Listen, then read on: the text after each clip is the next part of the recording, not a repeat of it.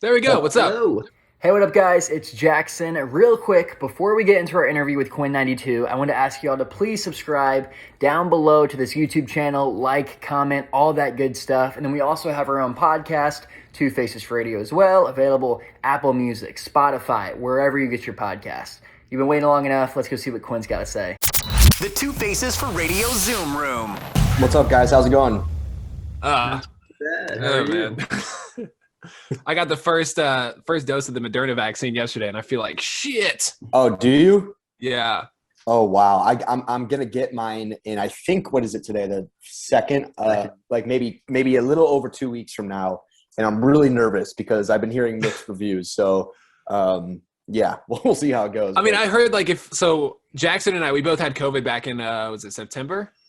Yeah. I've heard you have like worse reactions if you've had it. So I don't know. We'll see. Yeah. Like just like you, I've heard everything from Yeah. nothing to I felt like I was gonna die. So Oh no, I had it back in July, so I might be in the same boat as you. We'll see. Oh, it's gonna be great. We'll see. It's gonna I be get mine the great. 6th, and Tommy's just freaking me out. So I'm like, Yeah, now I'm freaked out.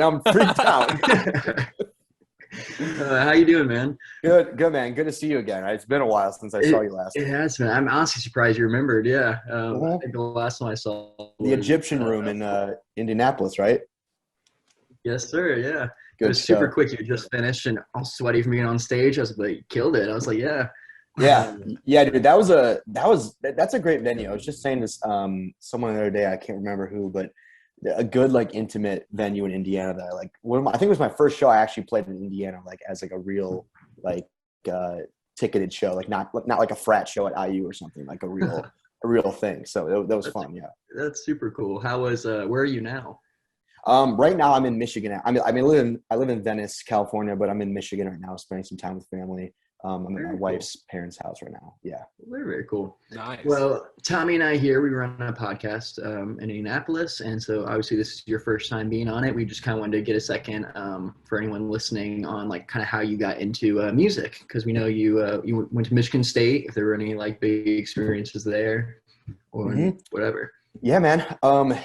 Basically, long story short, I mean it's not really a short story, but I grew up in Grosse Pointe, just outside Detroit, and my parents would play like Motown music around the house a lot and all types of other genres, but Motown was like really the thing they would play, and I would just watch them kind of throw parties and dance around the house and have fun. As a kid, I was always very like, interested in what was going on, and I was like, what is this thing they're listening to? It seems to be like, kind of orchestrating the room every night. Like people are freaking out when they put music on. So I was very like enamored by like what music can do to people in a positive way and how it can bring people together. And I think that was really like instilled in me at a young age. And then as I got older and I realized what they were listening to was called music, I got into my own tastes and, discovered my own artists that I liked and looked up to. And then started making some like little shitty rap songs in high school with my friends, and took some writing classes because I'd always been a big love of writing. So one day I just sort of fused the two together, like my love for music and writing. And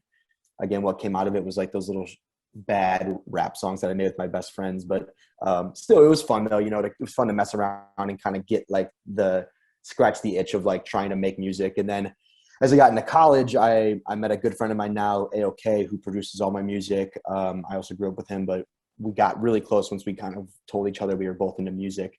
And then we made our first EP called Change the Scenery in 2015. And then the rest is kind of history from there. So now I'm talking to you guys, and we just put out Change the Scenery 2, which is the deluxe to that project. So like 6 years later, which is really crazy. But yeah, man, no, just a very long kind of like natural sort of story of just like meeting people and, I don't know, just. And your friend from college helped you produce Change of Scenery 2 as well? Yeah. So Very Alex, who is AOK, I mean, I've known him actually since like the third grade, so I shouldn't say just a college friend. Like I've known him forever. But like I mentioned, we didn't really get close as friends though until we sort of realized how we were both really into music. He went to the University of Michigan, and I went to Michigan State. So I would have to drive. I would have to drive to the University of Michigan like every day, like my senior and junior year of college, skipping classes to work on music with him because he went to school at the School of Music at U of M, so we could use the studios there. So my grades definitely like took a dip because of that, but now I can kind of laugh about it. But at At the time, I mean, it was definitely worth it, right? yeah, it was worth it. Yeah, but now, like I said, like I can joke now, but my mom and dad were not very happy with me at the time. I was about to ask, was your parents kind of freaking out a little bit? Yeah, but like thank God I graduated. You know, like they're just like, look, just get your degree and like you can just figure out what you want to do from there. So they were cool about it. Yeah, very cool. So we also saw that you released a new music video today for "In the Water," right? Mm-hmm. Mm-hmm. I have okay. So someone that knows absolutely nothing about filming music videos and all that, I have to know. So how do you film that scene, like where you're falling? So I was actually laying on a shout out to Cal, who that's his song. I'm featured on it, "In the Water." He and his director Mike O'Brien, they had me lay on two like bar stools with a green screen like blanket over it, and then in the background was also green screen. And I was basically laying with my belly on top of it, and a dude was sitting behind me holding up my legs. It was actually Cal's manager, so like a very team effort. And they were just filming me, and Cal was beneath me with a leaf blower blowing up wind, so it looks like I was like falling through the air. And then in post, they actually, obviously made it look like I was falling through the sky. But, that's so anticlimactic. It's dude, kind of like that whole thing, like seeing an action movie filmed. It's like, oh, this isn't cool. It's like, don't even. I know. I almost urge people like I was really like, you don't even want to know the answer to that question, so don't even ask it because it's gonna make it seem so less interesting when I tell you how we did it. But I guess that's the movie magic, as people say. So yeah. Hey, I'm still gonna go with the story that you actually jumped from a cloud and like belly flopped into a pool. So we'll just go with that. That's cool. That's all I know. That's definitely cool. Yeah. There you go. You're your own stunt doubles and everything. It's just exactly. Yeah. 100%. Let's get a little bit into the new album. How long did that take you to create, especially during COVID and everything? Yeah. It was COVID ironically kind of produced a perfect time for us to make the project because my schedule and AOK's were very much non-existent because of the virus. We weren't touring, we weren't doing many sessions, and he and I had talked about doing a project for a while, but we felt that like in quarantine was the perfect moment to work on stuff. And pending COVID tests and stuff, we ended up taking a trip out to Newport, Rhode Island, where his parents have a vacation house, and they let us use it for like 2 weeks. And we just kind of hunkered down in their living room and made music for, like I said, like 2 weeks. We got off to a really good start, and we ended up making like 9 songs in like 8 or 7 days. And we went back. We went back to LA. We were like, okay, it was originally intended to be an EP, and we got back to California. And we were like, maybe we just go back and finish this and make it like my next album, because I don't know why we would stop now. Yeah. And that's what we did. And so we just kind of rolled with the momentum, and we got back there and finished it up. And also shout out to our friend Tom, who goes by Hazy Eyes, who produced songs for me like Flare Guns and Coffee. And he was a massive, massive help with this project also, and was really just helped speeding up the process. So he helped co-produce the bulk of the project. And yeah, I don't know. It was just a really cool, like 2-week experience of hanging out with friends and what seemed to be just like a house. And it's funny because that's where we made the first EP also, was in Alex's parents' house back in Michigan. So now that they have a new house in Rhode Island, we were like, okay, this, it seems fitting. Yeah, right. And so I think we do well in their house for some weird reason. But it makes the culture of making the music, it doesn't feel like work, it really just feels like you're hanging out with friends. Just and fun. Yeah, and I think that helps kind of let ideas flow like naturally. And I think that speaks to how quickly we made the music too. So it was just the first track name too. Made the album in Newport. It was weird. I know. I got lazy. I was like, what do we call the first intro thing? Because it's really just this like ambient, like 40-second song of us. We like recorded voice memos on our phone of just walking up to the house the first day, and other conversations we had during the 2 weeks we spliced in there. And Alex and Tom produced these really pretty like synth chords around them, and we were just like, what are we going to call this? And I was like, well, we made it the Newport, let's just call it that. It just sets the picture for the listener well. So yeah, I thought that was fitting. Very, very cool. Yeah. So I did see one of the songs in there, My Wife and Two Dogs. I'm 2 months away from having a wife and 2 dogs. Right. Are now. you really? Fiance and 2 dogs. So I got to ask, what kind of dogs do you have? Hey, congratulations, man. That's great. Thank you. Appreciate that. Of course. Yeah. I have 2 French bulldogs, and they're a handful. They're my children. I love them to death, but they're definitely they're back in California right now. And one of my friends is, God bless her, is watching them. But yeah, they're a fun duo to be around. They definitely make things like quarantine not so boring. So it's good. Oh, absolutely. Yeah, we actually got our first one like we actually had to go get them a certain day, like earlier, because it's like 7 weeks they have to like live with the breeder. Yeah. We had to go a couple days early because that's when the lockdown was starting, and we didn't know what it was going to be. So we were like, oh, we got to go get them now. And then what kind of dog do you have? we have we're supposed to get 2 miniature dachshunds, and one of them turned out to be not so miniature, and he's kind of huge. So. But dude, I love dachshunds so much. Those are the best. They're amazing, man. They're crazy. Yeah, they're amazing. They crack me up. We'll go to dog parks, and bulldogs are already funny looking dogs, and then for some reason my Frenchies always play with other dachshunds, and it's the funniest the funniest friendship. The two funniest looking dogs I feel like in the park.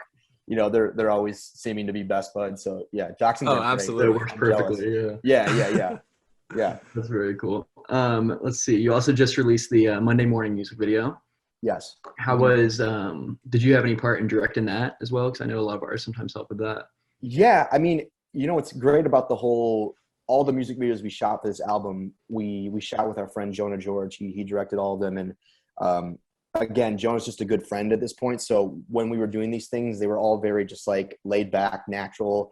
Us driving around Newport in the neighborhood and just kind of coming up with ideas, like spitballing. It reminded me of like doing videos back in like high school in your TV production class with your friends, and just like messing around and trying to like come up with cool stuff. And that was me back in high school. And so doing this now, it was really nostalgic and brought back those memories of just kind of having fun with cameras and just trying to come up with cool content with your friends.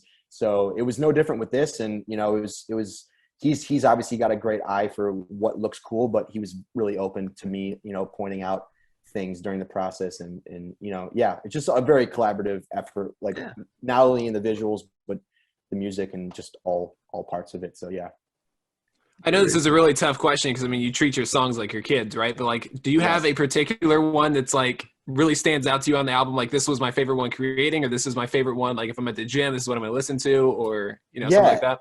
Yeah, I would say "Hey Goodbye" is my favorite song on the album, and I say that because I often I'm reluctant to say it because I think if you ask me like 2 weeks from now, I'd probably give you a different answer, but because it always kind of changes. But like you said, the songs are like my children. Like I love them all in different ways. And they all kind of serve a different point for the album. But if I could pick, I guess, one to listen to only off the project, it'd probably be "Hey Goodbye." I think it's my favorite. For right now, of course. For right now. Yeah. And then also in its entirety, how is this album different from other albums you created? Well, I think from a like sonically, it sounds very much like Alex the whole time, and A-OK, I should say. And it's just it's like the big brother version of that first EP we made, Change of Scenery. And that was, what was cool about that project was it kind of started like the narrative of like what Quinn's music sounds like. And his production had a really big, role in sort of shaping what people think of when they think of my music. And so for this project, I think it's just a sort of like a bigger version of that first EP. And again, it's just a really good example of how him and I can make sort of this unique sound together that, we're not hearing really anywhere else, or at least I'm not really getting from any other producers I work with other than him, just because I think we go back so long now. So I don't know. It's just it's different in the sense that it's playful. It has an ode to a first EP we made, and I haven't done that. I've never made like a sequel to a project before, so this was the first time I did that. And yeah, I don't know. I love it. I think it represents a lot of like what we kind of built as artists, and it was an album for like the OG fans, quote unquote, and hopefully the new people listening to it now can check out the first EP because of this one. But yeah, it's just kind of it's an example sort of how him and I just mesh, I think, so well as collaborators.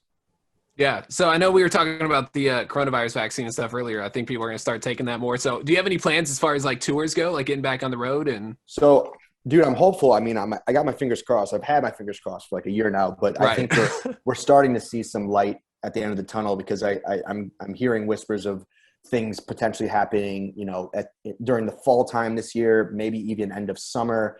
I heard Red Rocks is actually doing like limited capacity seating. So I think Bonnaroo's happening too, isn't it?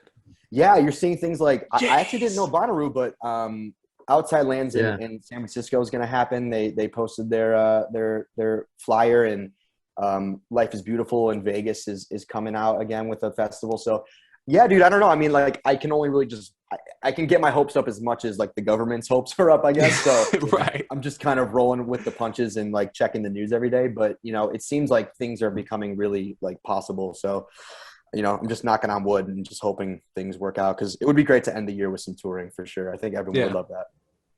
It'd be very, Absolutely. very cool.